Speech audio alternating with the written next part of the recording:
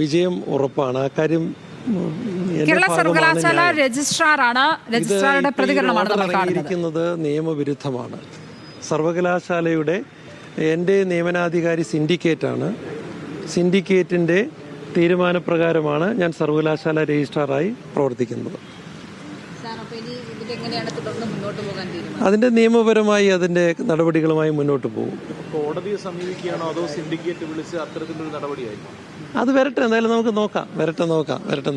അതായത് അവർ പറയുന്നത് ഈ സസ്പെൻഷൻ ഉത്തരവിൽ പറയുന്ന രണ്ട് വിചിത്രവാദങ്ങളാണ്. ഒന്ന്, വേദിയിൽ ഗവർണർ ഇരിക്കെ ആ പരിപാടി റദ്ദു ചെയ്തു എന്നുള്ള അറിയിപ്പ് നൽകി. അത് കൂടാതെ മറ്റൊന്ന്, മതചിഹ്നം ഏതാണ് എന്നുള്ളത് വ്യക്തമല്ല എന്നുള്ള കാര്യം.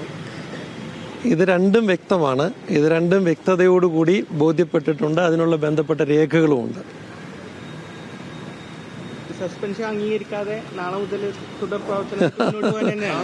അതിലിത് നിയമപരമായി നിൽക്കുന്നതല്ലല്ലോ. നിയമപരമായി നിൽക്കാത്തതാണ് ഇത്. അതുകൊണ്ട് നിയമപരമായിട്ടല്ലേ നമുക്ക് പ്രവർത്തിക്കാൻ കഴിയൂ. നിയമപരമായിട്ടല്ലേ പ്രവർത്തിക്കാൻ കഴിയൂ.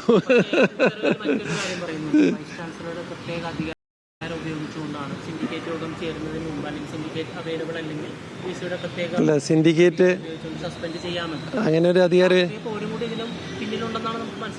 എനിക്കറിയില്ല. അതൊന്നും അറിയില്ല. അതിനെക്കുറിച്ചൊന്നും അറിയില്ല. അതിനെക്കുറിച്ച് അറിയില്ല. കേരള സർവകലാശാല രജിസ്ട്രാർ വി എസ് അനിൽകുമാറിന്റെ പ്രതികരണമാണ് കണ്ടത്. കെ എസ് അനിൽകുമാറിന്റെ പ്രതികരണമാണ് കണ്ടത്. അദ്ദേഹത്തെ അല്പസമയം മുമ്പാണ് വൈസ് ചാൻസലർ ഡോക്ടർ മോഹനൻ കുന്നുമേൽ അന്വേഷണ വിധേയമായി സസ്പെൻഡ് ചെയ്തത്. കഴിഞ്ഞ ദിവസം അദ്ദേഹത്തിനെതിരെ വൈസ് ചാൻസലർ ഗുരുതരമായ കാര്യങ്ങൾ പരാമർശിച്ചുകൊണ്ടുള്ള കണ്ടെത്തലുകൾ പരാമർശിച്ചുകൊണ്ടുള്ള റിപ്പോർട്ട് ചാൻസലർക്കായ ഗവർണർക്ക് കൈമാറിയിരുന്നു. അവിടെ നിന്ന് നിയമോപദേശം കിട്ടിയതിൻ്റെ അടിസ്ഥാനത്തിൽ കൂടിയാണ് ഇത്തരത്തിൽ ഒരു നടപടി എന്ന് വേണം മനസ്സിലാക്കാൻ. ഏതായാലും തനിക്കെതിരായ നടപടി നിയമപരമായി നിലനിൽക്കുന്നതല്ല എന്ന് കെ എസ് അനിൽകുമാർ പറയുകയാണ് മാധ്യമങ്ങളോട്. ഏതായാലും അദ്ദേഹം നിയമ പോരാട്ടത്തിലേക്ക് നീങ്ങുമോ എന്നതാണ് അറിയേണ്ടത്. ഇത്തരത്തിലൊരു നടപടിക്ക് അംഗീകാരമില്ല, നിയമപരമായി നിലനിൽക്കുന്നതല്ല എന്നുള്ളതാണ് കെ എസ് അനിൽകുമാറിന്റെ വാദം.